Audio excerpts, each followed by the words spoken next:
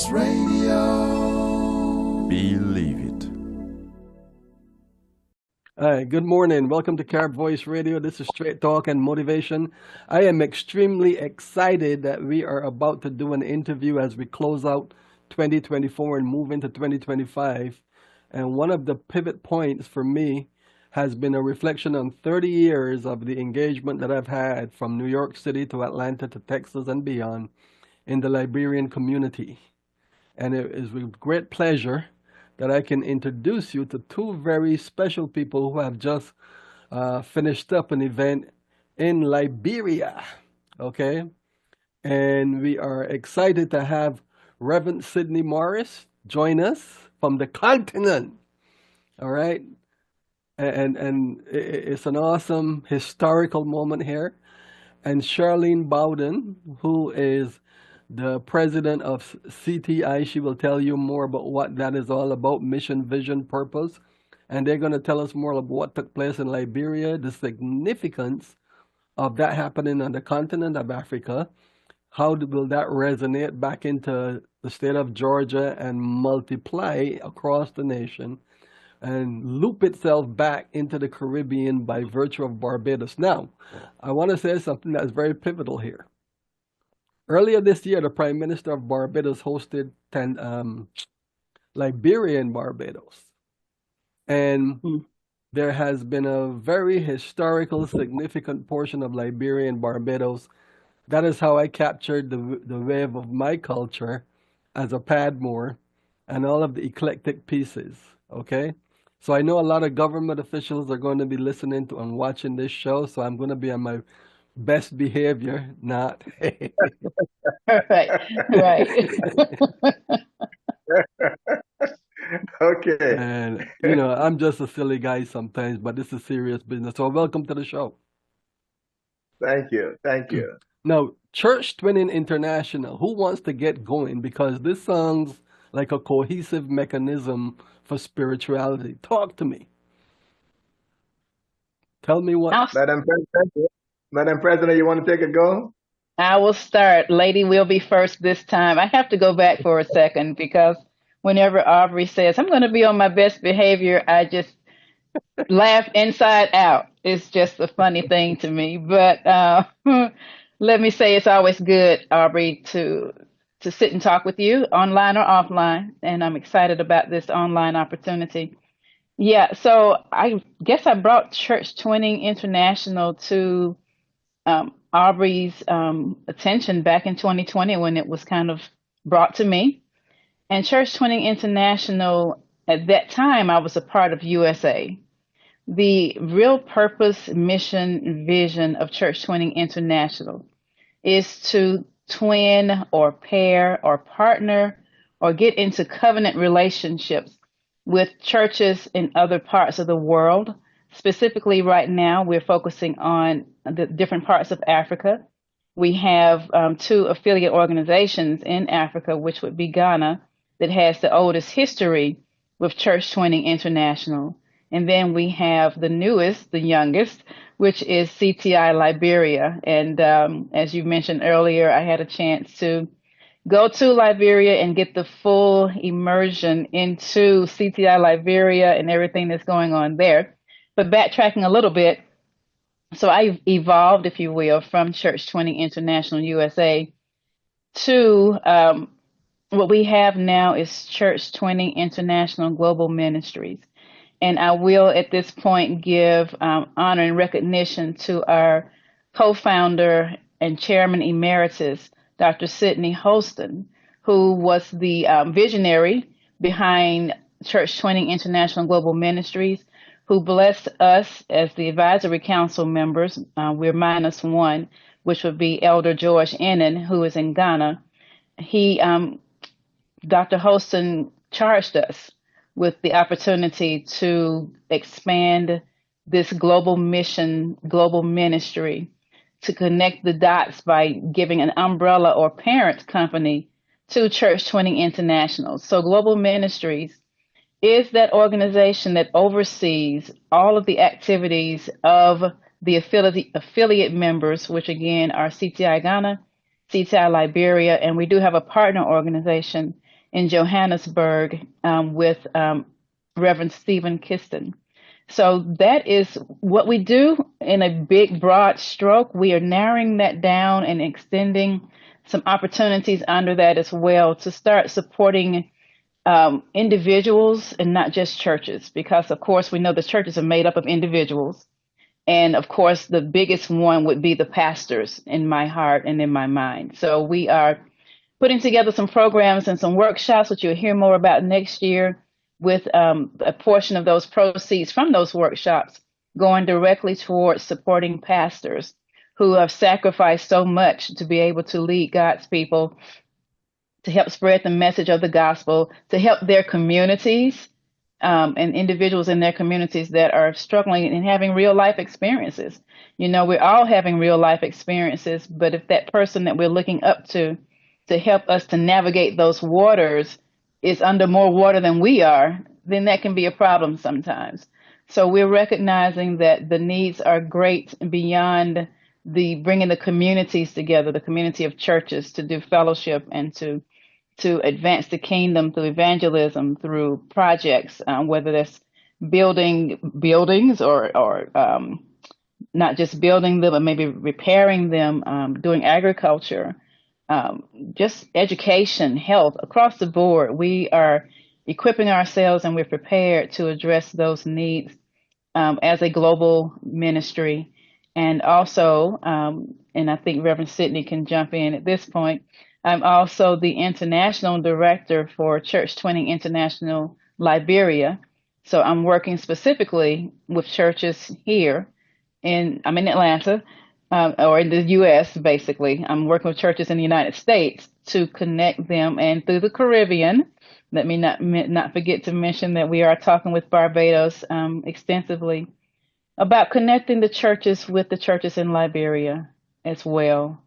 So that is what I do. That's my role, that's my responsibility, and that's my privilege and honor to be a part of all of that.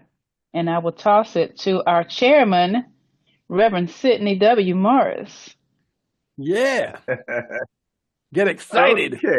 Very, very. I mean, she said it all in a nutshell, so I think she captured it all.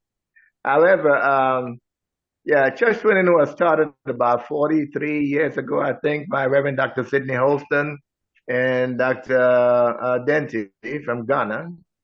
And these two pastors thought to bring together an ecumenical ministry in churches around the continent. And unfortunately, Dr. Dente passed on, and our chair emeritus, Dr. Holston, is the only one still alive. But I met him when I was in Atlanta back in 2017, and he talked to me about Church 20, and so I caught the bug, and I didn't do much about it. But then when I came to Liberia, I had people trying to call to want to open Church 20 around the world, but they were not vetted properly.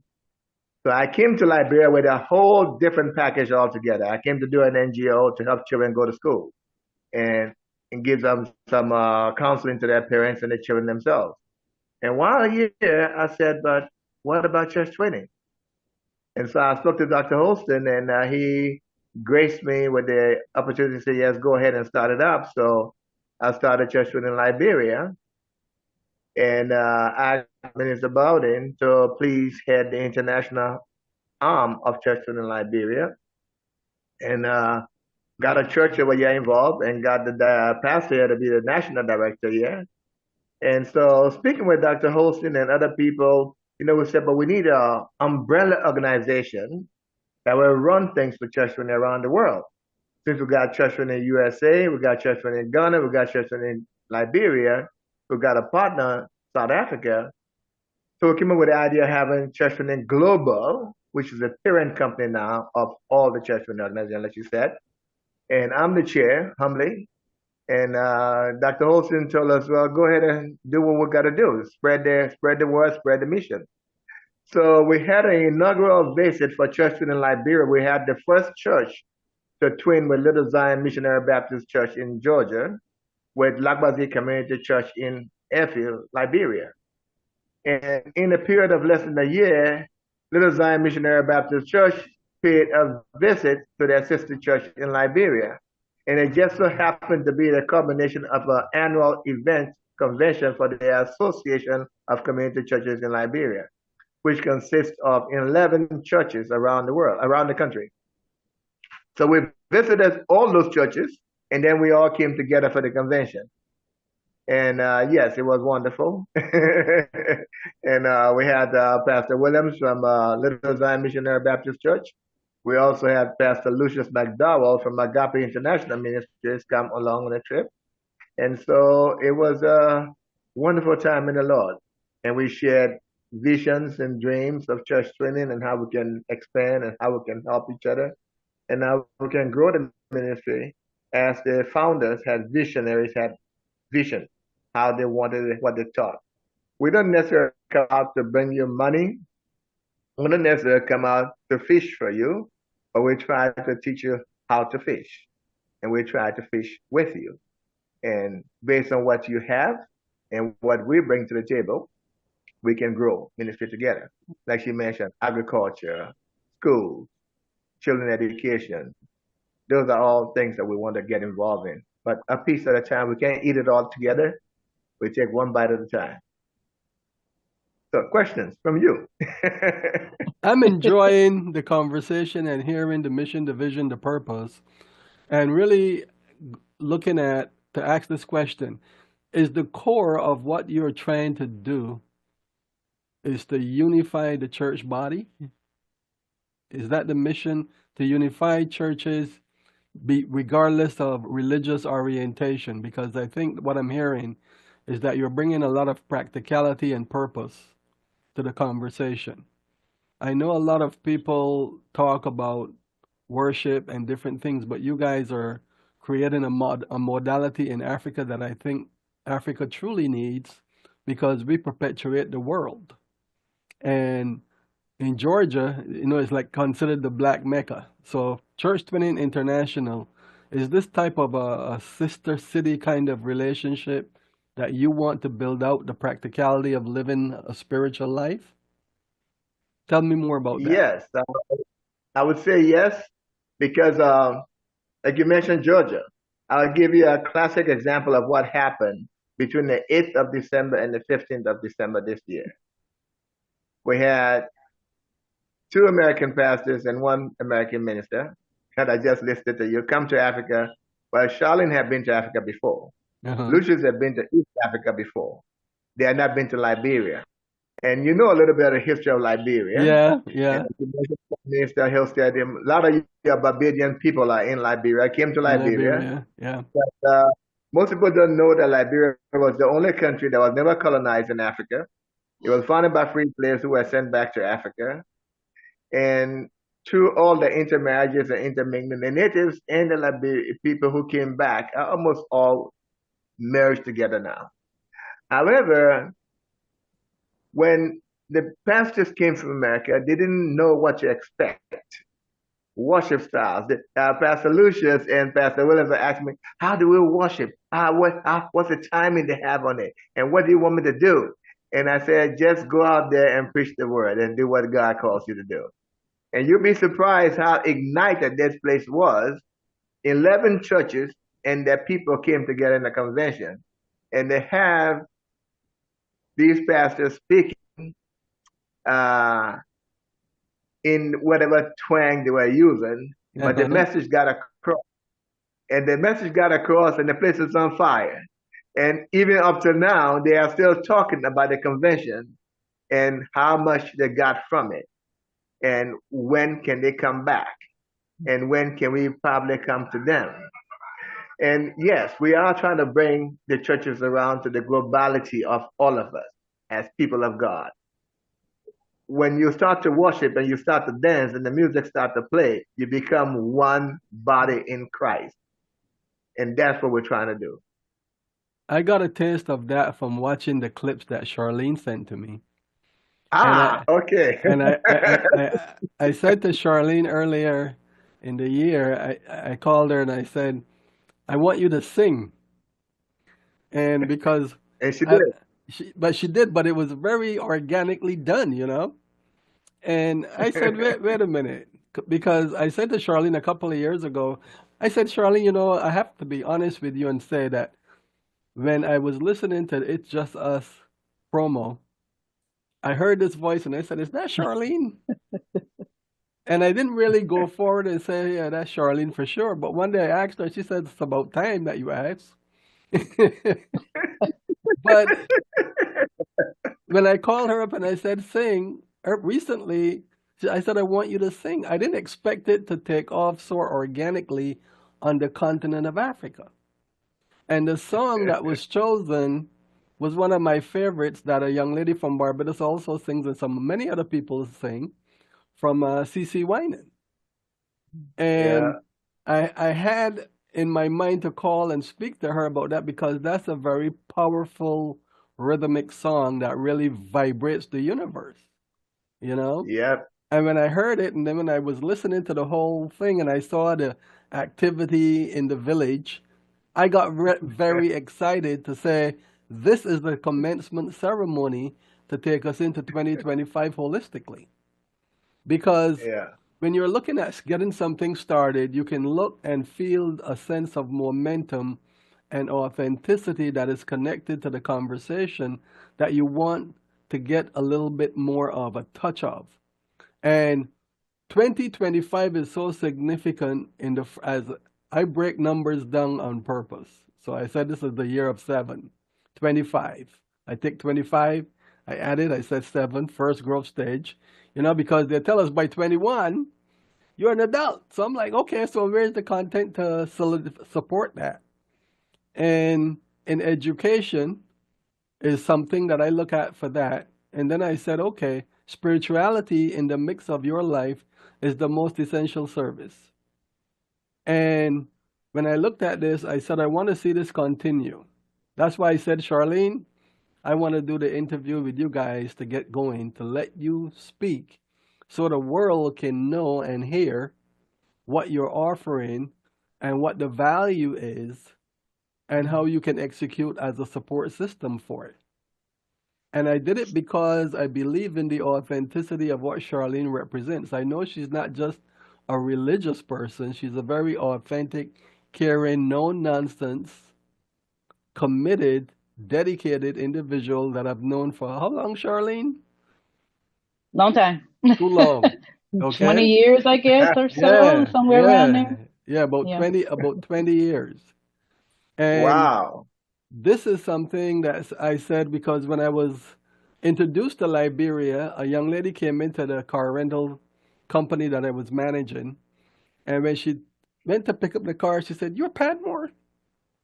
And I said, "Yeah." And she said, "You Liberian?" And I said, "Liberian? What's that? A librarian?" And she said, "No, a place in Africa." And you know, I always make a joke in between.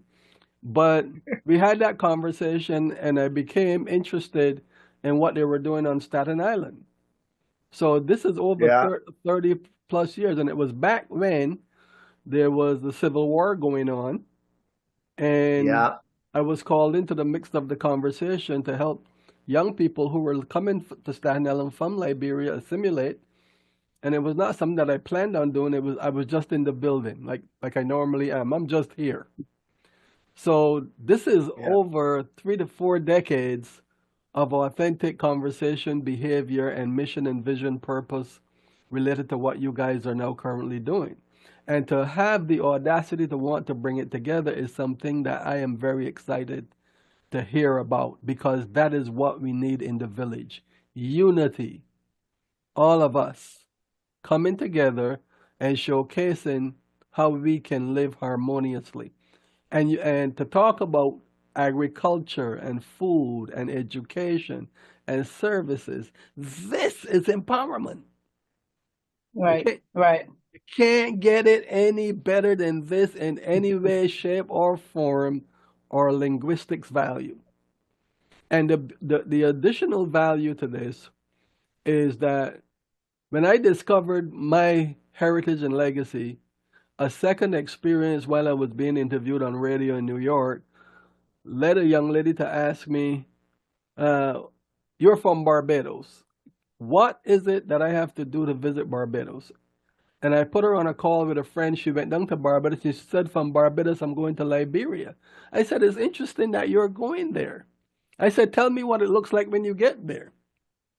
And when she arrived, she called me and said, Aubrey, do you know that Liberia is just like Barbados?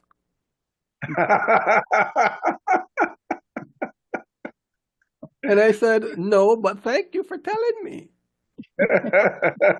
So now I'm on a mission in 2025 to try and get into Liberia, get into Tanzania, go to Ghana, Hallelujah. right? Hallelujah. And have a continental visit and do some practical stuff. So let me ask you this, now that I have my emotional moment. Let me ask you this. What is the way forward that you would want people to understand as it relates to how to become a part of this glorious vision and mission and purpose? What do they need to do? How do they need to take a second look to get involved? What do you want from them? I'd like to start with that, if I may, because I want to go back to some things that you've shared, Aubrey. So thing one, going back to the song that I sang, I want to give a little backstory that I'm not sure if it was captured in video. I have it in audio. I'm not sure about the video. So when I spoke on Thursday to the women during the conference, I woke up that morning and I sing that song here locally as well, but I could not shake it that Thursday morning. It would not leave me, and I knew what my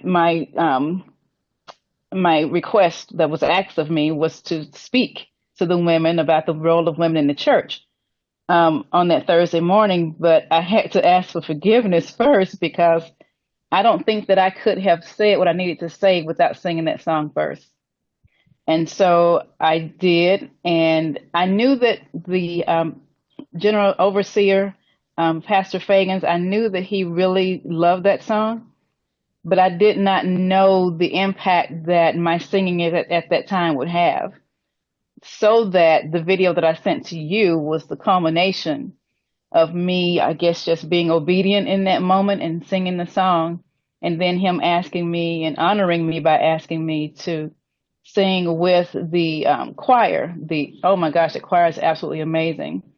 To sing the song with the choir there during the conference, the convention, was just something I didn't set out for that. I didn't imagine that. So I want to give that backstory. And then I want to go back to what you were asking about the ecumenical part and the body and bringing the different parts of the body together. You know, one of the scriptures that really had started to rest on me was Jesus saying to the Father, Father, make them one as we are one.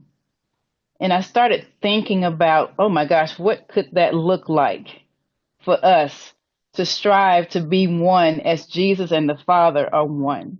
You know, break no barriers, no limitations. The only thing that's keeping that relationship apart is the desire to have the relationship. And a healthy body, which is what Church 20 International is striving for, is to bring together a healthy body of Christ, if I may say it that way. And that's made up of many parts. That's education that we've talked about. That's health. That's looking at food deserts and seeing what we can do to impact food deserts. So all of that is combined for me as it pertains to making us one. And yes, we are an ecumenical organization. We do not promote or look for or embrace denominations. We embrace the body of Christ, which is made up of many members, many parts, many places, and that is really who we are. And so I believe your last question, and you can correct me if I'm missing something, but your last question is the way forward. The way forward is to continue to solidify, to build, continue to build the foundation. Church 20 International is, as Reverend Morris mentioned, or Reverend Sidney mentioned, it's a 43-year-old organization that has done some great works over the course of time. And I think 2020, with the global shutdown, just really created a space and a place and a need for Church 20 International to rethink some things. And I believe it was for such a time as that Dr. Holston was open to, you know what, let's give this minister woman here an opportunity to take this and see what can happen. And I'm grateful, I remain grateful and humbled for that mantle being passed on to me to look at that. So in thinking about that global shutdown, and how we had to do things differently. We had no choice. So that started to create the way forward for all of us, but specifically for Church 20 International, to see how can we continue to bring this body together to do good works even if we can't be in the same space at the same time physically.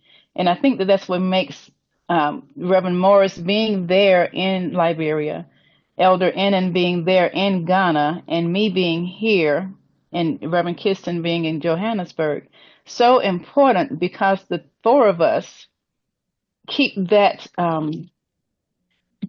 we're the ones who keep supplying the glue to all of the different churches to keep them connected. So as long as we can supply the glue to them through our action groups, I believe that this will continue to do what it is set out to do and designed to do, which is to bring forth a healthy body. We call it the body of Christ. Not just, also, let me mention this, it's not just about bringing together churches, even though we are Church 20. It's also about bringing organizations together, because we can't do this work outside of community. And our community is made up of associations. It's made up of affiliations. It's made up of education universities. So while we are Church 20 International Global Ministries, we understand and we're clear that we can't do that without our partners who may not have church in their name. And we hope that they will understand that they can partner with us, even though they don't have church in their name. So I believe that that's part of the way forward for us. And Reverend Sid, you want to add to that? Well, one of the things that struck me when I came into Church 20, like you say, in the middle of the shutdown, 2020, when I made up my mind to come back to Africa, to Liberia specifically. I had been in the United States about 38 years. And I think I've seen enough, I've done enough. And, I'm like, you got to go to Liberia. You haven't been home for 38 years. So I packed up everything and came. I was hit with a shock. I mean, it wasn't the Liberia I left. It wasn't the Liberia I know. I mean, but I had made up my mind to come. So whatever was here, I was going to adapt. But when you look at Church 20, because it was when I got here, I had talked to you about Church 20 when I was in Atlanta. I had talked to Dr. Holston also when I was in Atlanta. But I didn't think I was coming to Liberia to start Church 20. It wasn't part of my plan, But when I get here and I see the churches and I see the non-denominational and the denominational ones, and I said, we can really get together. And so when I talked to the pastor, he said, how are you going to do this? I said, well, first we invite our people to come. Let's establish this edit. And when we did that, he still thinks he still asked me, how do you put this together? How you got this? I said, I don't know, but God. All I know is the people need to be here. Let's face it, most people in the diaspora don't know about Africa. They don't know the kind of food, they don't know the kind of places we live, they don't know nothing about Africa. And so you're coming, and the two pastors coming, I think was an eye-opener. And you're going back and carrying the news and saying, this is what I saw in Africa. Like you told Padma, Liberia is just like Barbados. Because you see, people don't know about it. And as I sit down here and I say, but God. And that's what God wants us to do, to come together as a body, to worship. He says, the community came together and they brought all they had and they shared with all who didn't have, and they all had enough. Right. And so we do have enough in our hands, and we are enough. And Mr. Padma, you say you were in Staten Island. It's a small Liberian community over there, which is small Liberia, actually. So you know about Liberia from Staten Island. And the lady who told you you must be a Liberian was your name Padmo. Yeah, we have Padmos here in Liberia. And you you'd be surprised. Most people didn't know there was a contingent of Bahamian people, Barbadian, who came to Liberia after the slave trade. Most people don't know that. Most people don't know. Some of them came here, settled here, grew up here, became presidents here. Most people don't know that, you know. And so, Church Training Global, coming together with other organizations, can also help to spread the news that we are more connected than we are apart. Very much so. And that's what I see going forward. The more we create more organizations like Church Training International around the world, and people can get to travel to these places and see and intermingle and live the authenticity of the people they get to meet. They get to appreciate the different cultures and the different heritage. They get to know that this God we serve is the mighty and the wonderful God, you know. And Yes, that's what I see. Hmm. Can I add one more thing that I experienced in Liberia?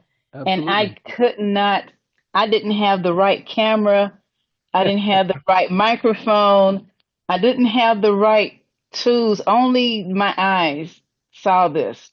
So, Little Zion Baptist Church here in Atlanta is planted in a community called Linwood Park.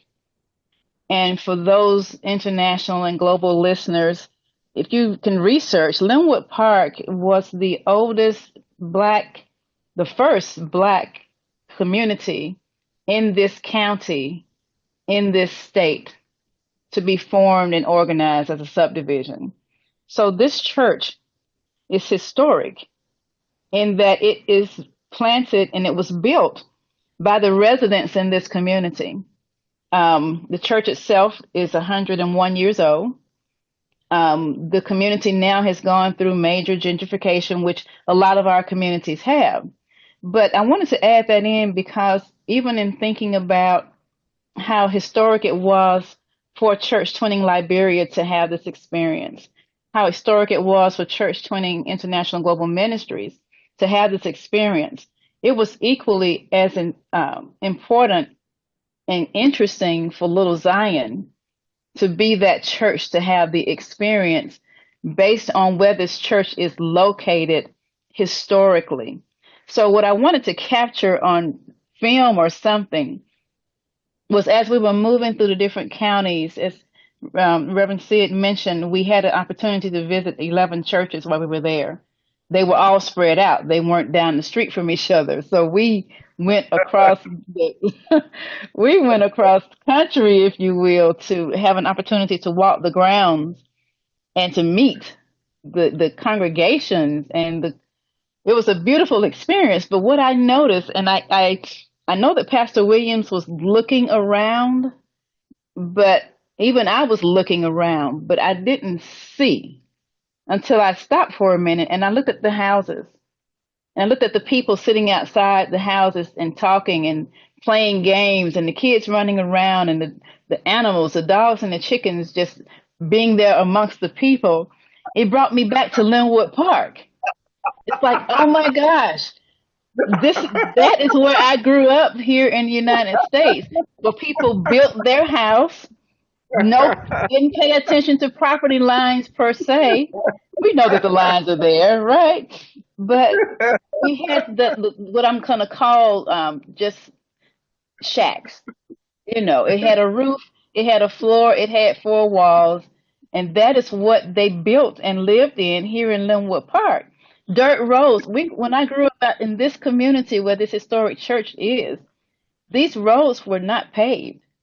The roads that we went on in Liberia were not paved. When we go into these churches, we traveled through, well, they traveled through water and over broken bridges that were man-made and through grassy areas to get to the houses of worship. It's like, this is where I grew up. I lived this. But what I couldn't capture was, how do I bring that experience back to the people at Little Zion, for them to your point, Sidney, for them to see we have so much more in common than we have in our differences. But we need to celebrate the differences and respect the differences. But if we can just Yeah. hone in on those things that are in common, and I wanted to take pictures and I wanted to do videos, it's like I didn't want to be disrespectful, but I just really wanted the people here to realize this is where we came from, like for real. And then my thought was, at what generational point did we lose telling our own story? Yes.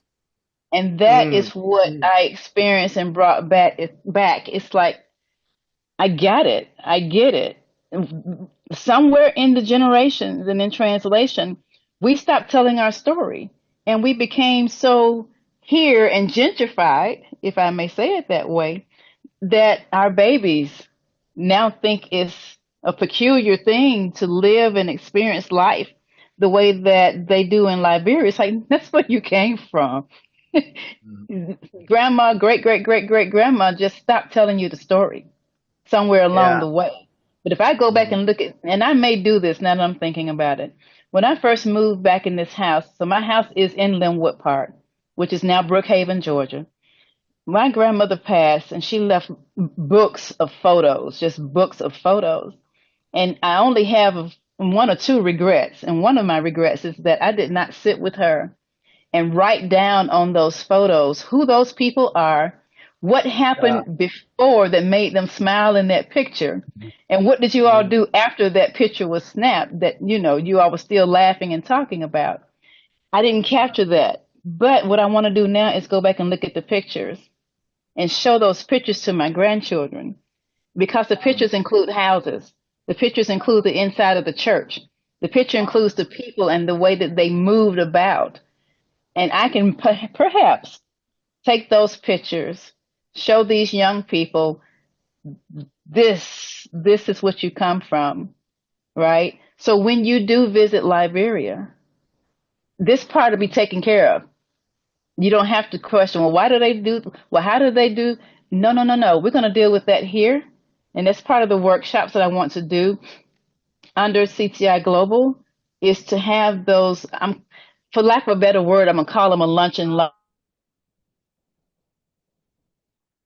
tables, break bread, and dispel some of the myths that have been taking place and have been translated to our people, so that when we do go to Liberia, when we do go to Ghana, and then when we come to the Caribbean, to Barbados, we can just sit down and have authentic conversations, get to know our brothers and sisters, and go to work, whatever. And I'm borrowing that from Hilda Willis. We can just go to work and do whatever it is we set out to do.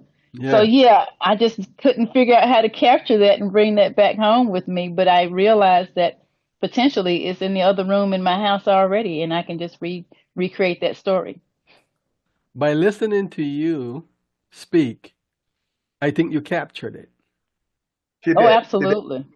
But what I think we need to do is something that I started a while ago, and other people have done it before, is I think we need to take a second look at connecting the dots per inch.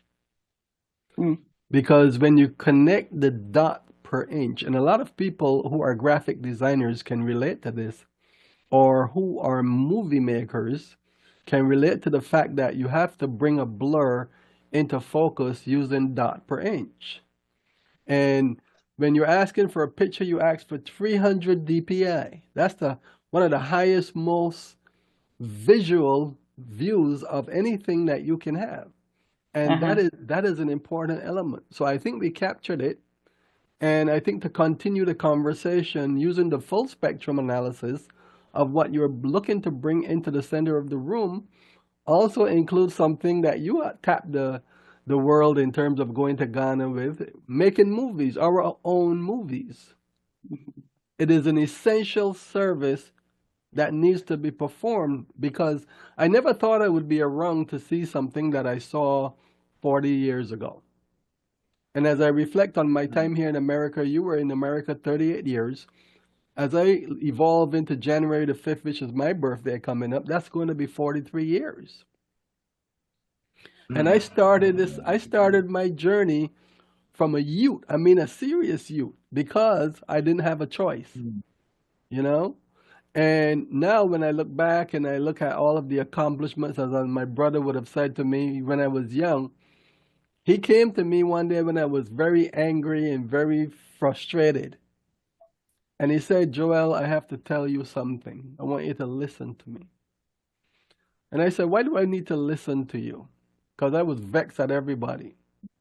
No mom, no dad, really, to speak of. And he said, I know what's going on in your head. I want to mention a name to you that you should try to remember. And I said, what name you talking about? Because I'm still vexed, but as he began to explain, I calmed down a little bit. He said there's a man by the name of George Padmore that went to Africa and did a lot of work. But not only Africa, he's well renowned as a leader in Pan-Africanism. And back then, I didn't understand what all of that was about. But as a kid, who really wants to hear all of that? I don't know this guy. But that is how I began the journey of learning on who George Padmore was, the legacy of my family, which I'm still researching right now as I speak. And some of the discoveries that I've had, we need to really talk more to each other through film.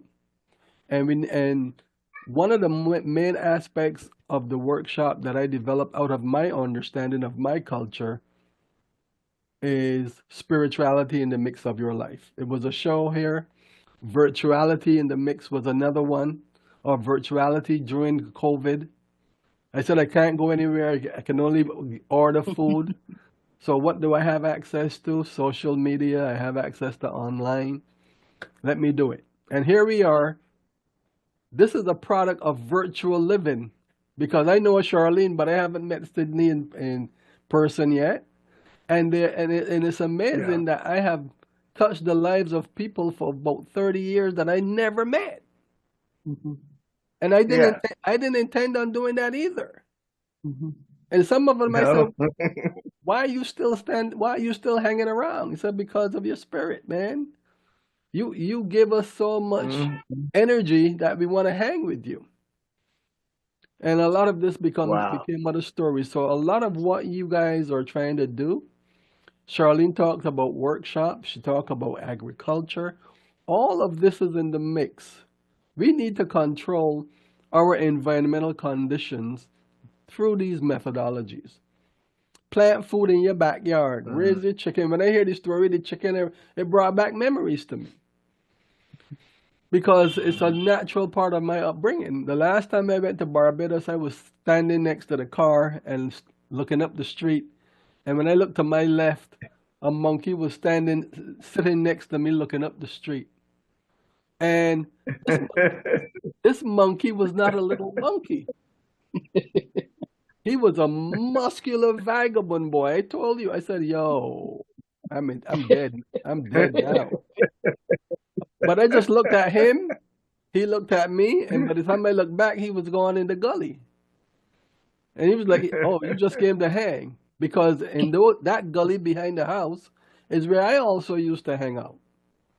So I want us all to recognize that in twinning our experiences, the church begins with us in our body, our mind, our spirit, the mind and body unity and purpose-driven life that we create, not based on just the book you've heard about.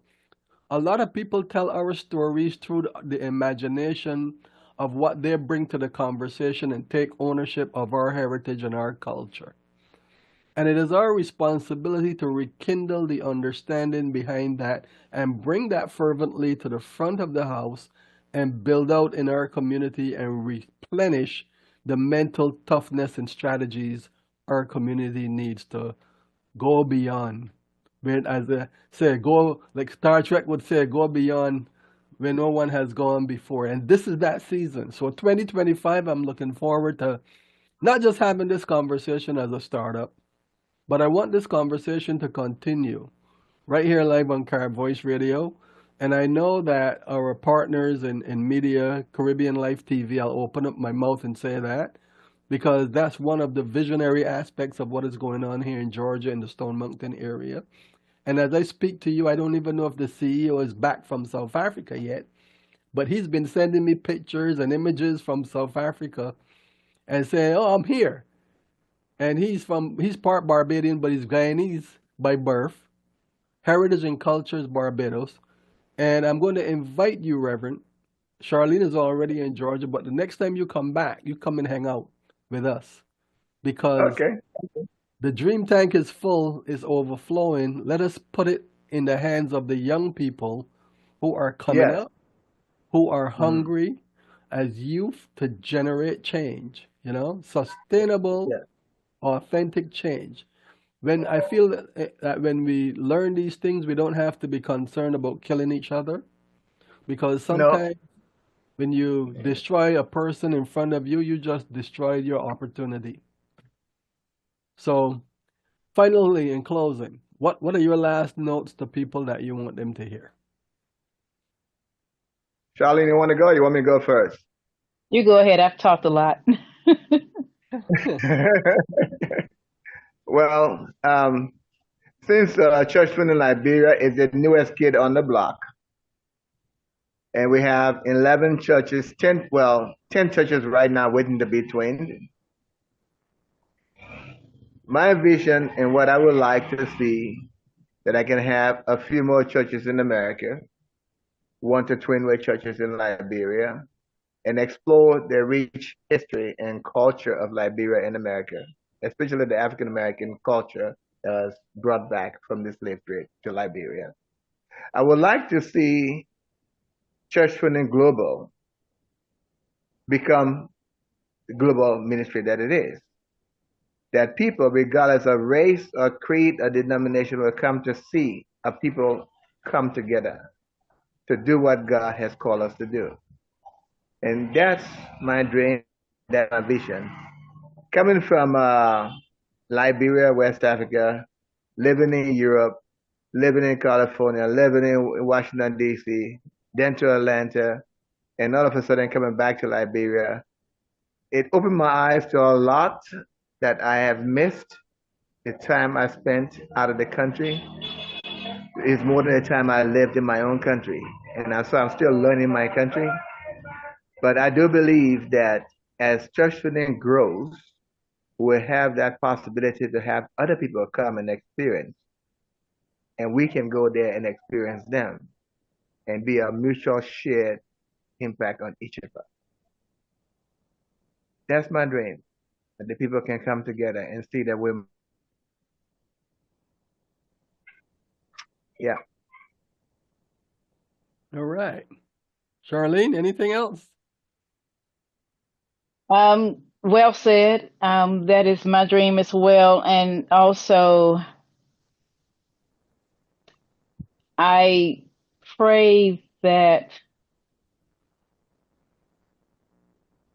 we can do our part in dispelling the myths and the misunderstandings and address the fear that some people are operating in as it pertains to what they don't know and they don't understand. That they will be open and can find and give themselves permission to be open to understanding for the sake of the kingdom, which is everything, because he made everything and everything is in him. So for kingdom's sake, to be open to the possibility of, well, what if? What if we decide to twin with a church that just out the gate we know is not like us and we are not like them, but we can still learn and grow and become by being a part of this international conversation. One thing that's pointed out to me often is that I have evolved into this place where I am now. Mm-hmm. And when I first was told that, I must admit, I don't know if I was insulted. I don't know if that's the best word for it or not, but it struck me. But then I realized a couple of things. One, I was that person that I'm speaking to now, who did not understand, did not know, and didn't know what to do with what I didn't know. Where does that unknown live within my body, live within my person, so that I can speak it out of my mouth and compel others to come on, the water's fine, if you will. But I was her. So I understand that fear, that anxiousness. One thing that I've committed myself to, regardless of where I travel, whether it's out the United States or abroad, I have committed myself to meeting and knowing someone everywhere that I go, because I'm more interested in having interpersonal experiences than I am in being a tourist. Mm-hmm. And I must say to you, Aubry, that my trip to Barbados back in 2015-ish, 14-ish, somewhere around that time, helped me to shift that model for myself and when I travel. Of course, vacation is vacation, and even in vacation, I still get in there with people, and it's like who, what, when, where, why, how. But just to be intentional about every place that my feet go, to make sure that I meet someone there and to understand them and let them know and to be understood, because there's a perception as well about me living where I live and doing what I do, that until a person gets to know me and takes the time to know me, they don't understand, those similarities and respecting those differences. So that is what I hope for, pray for, dream of, want, desire, Mm. and want to do what I can inch by inch to bring about that change that I'd like to see on a global spectrum. Yeah. I agree and I approve this message. You have touched a lot of lives. We've had a lot of experiences together that now continue to vibrate with the change that we wanted to see. And I'm going to give a quick shout out to the Liberian community on Staten Island, the Staten Island Economic Development Council, and all of my peeps in Park Hill. You know who you are. Gerald Barclay, who is Liberian and part of the Liberian massive of families, connective. Barclay, Yeah. Padmore, all the mixed up, you know. So I urge all of us to take a second look at our life in 2025, commencing right now, and continue looking at what is happening. Twinning is a natural, organic way to take care of each other, in my opinion. Why? Yeah. Because I know that when I went to Charleston and worked with the Rhoda Green to help set up the Barbados connection, it is something that I have kept quiet for many, many years. But as I said, in 2025, part of my vision is to unleash education and culture. And my experiences matter, regardless of what the circumstances are or were. Number two, looking at where we need to go now, I take a second look at New York, just doing a twinning or with Barbados in New York City, and looking at how they're going to generate relationships. And I look at that as a very prosperous situation when we're talking about Liberia. Because when you talk about the Barbados Liberia relationship, you're also looking at New York City, the second big rock that I say we're from. Because Barbados is a little rock. New York City is a rock, right? That we all live on, and it's the opportunity now for us to kind of get together and keep it together. So I look forward to having more conversations with you. Thank you for coming. This has just been a great opportunity for me to sneak a peek at what happened in Liberia, the conference, and I look forward to seeing more of it here in the United States, Barbados, and elsewhere. I Okay? guess the next logical move then, Aubry, I guess, is for us to go to Barbados. I mean, I don't know. No, we must go to Barbados. You see, I always look at things from a spiritual perspective, unfortunately. It gets me into trouble. That's why I have to be a good boy. Well, not really. But Right. Thank you so much for having me, Aubry. I appreciate yeah. you and I appreciate you, Charlene. This has been a wonderful experience. And yes, we will be coming to Barbados. And you will be coming to Liberia, of course, 2025. and experience the full effect. Not just the church 20 effect, but experience the full culture of what Barbados brought to Liberia and what some of them went back and took with them. And Yes. you see how we do. Yes.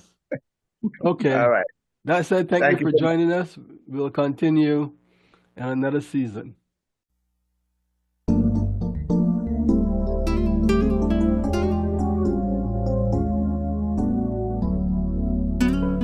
Carry Voice Radio. Believe it.